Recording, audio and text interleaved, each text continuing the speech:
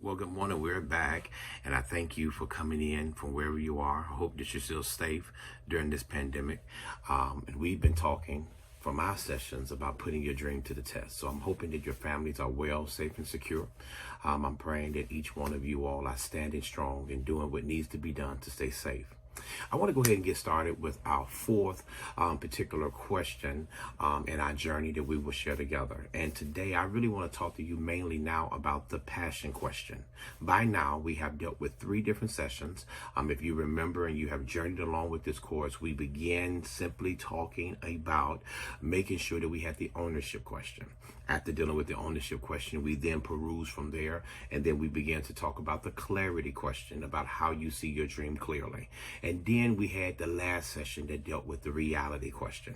All right, so now we should be where we need to be to now talk about passion. Does my dream compel me to follow it? I want to open today by simply sharing with you that if you are working on something exciting that you really care about, you don't have to be pushed because the vision will pull you. As I begin to talk to you on today, I want to simply encourage you to understand that passion pulls us up, enabling us to overcome adversity. So between the dreams and the aspirations, as it deals with getting us to a closer place of manifestation, there's going to be, in fact, a lot of preparation that we need to do. One of the things I've learned about the keys to success is that believe while others are doubting, plan while others are playing, study while the other people are sleeping, decide while other people are delaying, preparing while other people are daydreaming, begin while others are procrastinating, work while others are washing and wishing, listen when others are talking, smile when others are frowning, commend while other people are criticizing, persist while other people are quitting, and save while others are wasting. I want you to understand, parents and students, if you're even watching, please understand that passion pulls us out, giving us the initiative to push and go to where we need to be. In order to actually succeed, that you must stay within your own strength zone, but continuously move into a place where your comfort zone shall have you. I want to encourage all of you that you are getting ready to go into a different place, and you are getting ready to see your strength will bring you great comfort in this time. Passion, in fact, actually position us well. When passion presents you well and position you well, it will actually give you the greatest odds for success. Trust me, I know what I'm talking about. Success is really not the key to happiness. Happiness is the key to success, okay? So if you love what it is that you're doing, you're going to be successful. If you put your best foot forward, you're going to be successful. Every time that people say you can't do it, and you now say that's the ammunition that you need to now push to become greater, it will give you that extra that you can get to where you need to go. I want to simply say to you, safe living generally makes for regret later on. Sometimes I want you to see that all of us have talent. All of us have talents. All of us have dreams. And watch this here. Sometimes the two won't match depending upon the areas where we are in our lives, or if we think about where we are in our lives. But can I help you and encourage you today that more often than not, you cannot compromise who it is that you are, but you must sacrifice who you are in order to become what you were intended to be. As successful as we may be, we find ourselves a lot of time looking at certain things that we should not look at, that may hinder our position in place of destiny. Do not allow yourself to be so presumed in thinking that your dreams or your talents are not prudent. They were never meant to always be prudent. They were meant to bring you joy. They were meant to bring fulfillment in your life. So I have this thing that I want to tell you. It's called the passion maker. The passion maker. All right. And I'm going to give it to you from 10 to 1. Okay. My passion maker. Number 10. My passion is so hot that it sets other people on fire. which means that when people see me, I'm a motivator, I'm a catalyst, I am one that love to push people, I am one that are a person of empowerment. So you can't be around me and not become empowered. You cannot be around me and what I add to you, it doesn't multiply into someone else. You must understand that, hear me, your passion must be so hot that other people are on fire. I want you to know that you are getting ready to empower your children. Children, you're going to motivate your parents. Your whole family is getting ready to walk into a totally different diaspora. In spite of what the pandemic may say, we're going to overcome this. We're going to come out of that. And our passion now should not be just getting out, but to be educated on what it is that we need to do while we're in this process. So your passion should be so hot that it'll put other people on fire to make them get up off of their do nothing to do something. Number nine, I cannot imagine my life without it. I cannot imagine my life without it. When you are passionate about something and you really believe in that and you know that you're called to do it, your passion will always be there. You will want to do it. You won't stop until it gets done. You would think it. Your whole mindset will get you to the place where I can't do nothing but eat, dream this. Nothing I can do is, everything is centered around it, because you understand that you cannot imagine your life without what it is that you know that you have a purpose that you really want to do. Number 8, I am willingly sacrificing all other things for it. What are you willing to give up to achieve your dream? What are you willing to give up for you to get that thing that you know that you have been called to do? What will you sacrifice in order for you to cross that finish line? Sometimes, I want you to understand something that I learned in running a marathon. Sometimes crossing the line first ain't always winning. As long as you cross the line, you are a winner.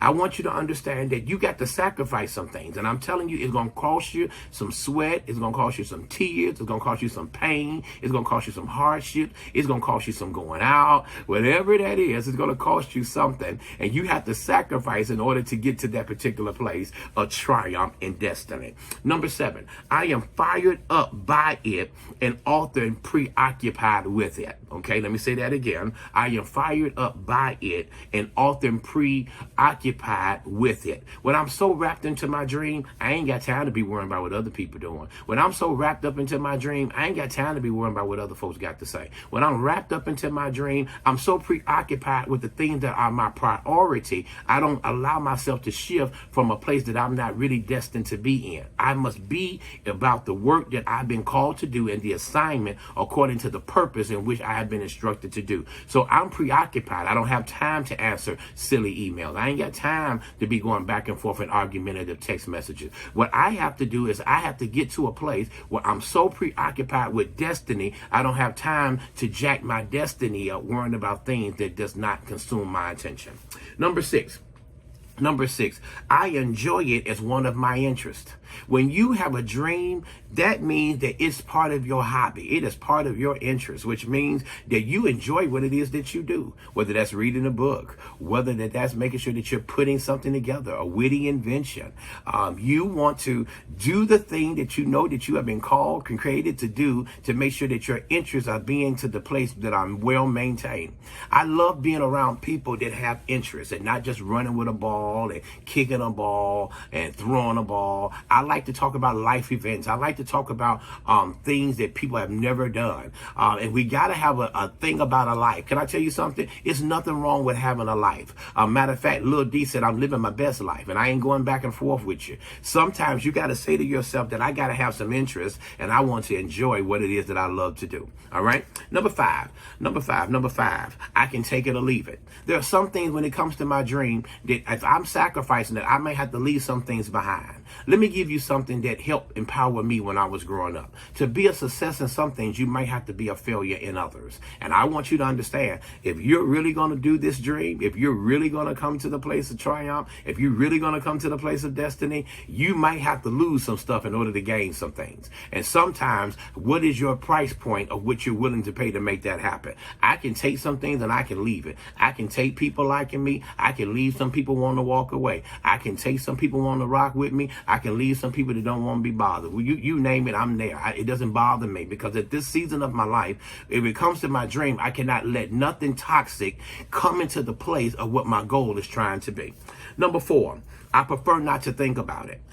When I have my passion, hear me, it ain't even something that I got to think. It's just something that I learned how to do. It's just become so repetitious and just something so natural. I just say, hey, look here, this is what I got to do, and I got to make that thing happen ASAP. I got to make sure that I'm making this thing pop ASAP. I got to make sure that this is manifesting ASAP. And hear me, it ain't nothing that I have to think about when I know it's something that I have to do. As parents, as students, we know what we have to do. Students, we got to get an education in the midst of this pandemic. Parents, some of us, we still got to get out here and make it work. Some of us, we still got to work and yet still try to be safe in the midst of it. When you are doing what your assignment is, you don't have to think about it. You're just like Nike. You just do it.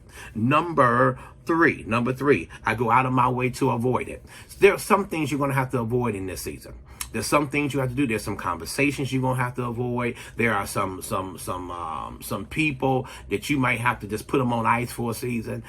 Because hear me, some things you're going to have to avoid in order for you to get to where you need to be. Right now, the last thing we need is to deal with people that talk negative to us. The last thing that we need is people who don't want to see us get to the place where we should be. But more importantly, we got to get to the place where we know I can make it with, I can make it without. If they love me, I'm going to make it. If they don't love me, I still got to make it. Simply because I understand if my dream is on the line, there's going to have to be some sacrifices. It's more than just hoping and wishing. It's time for us to get out there and do it.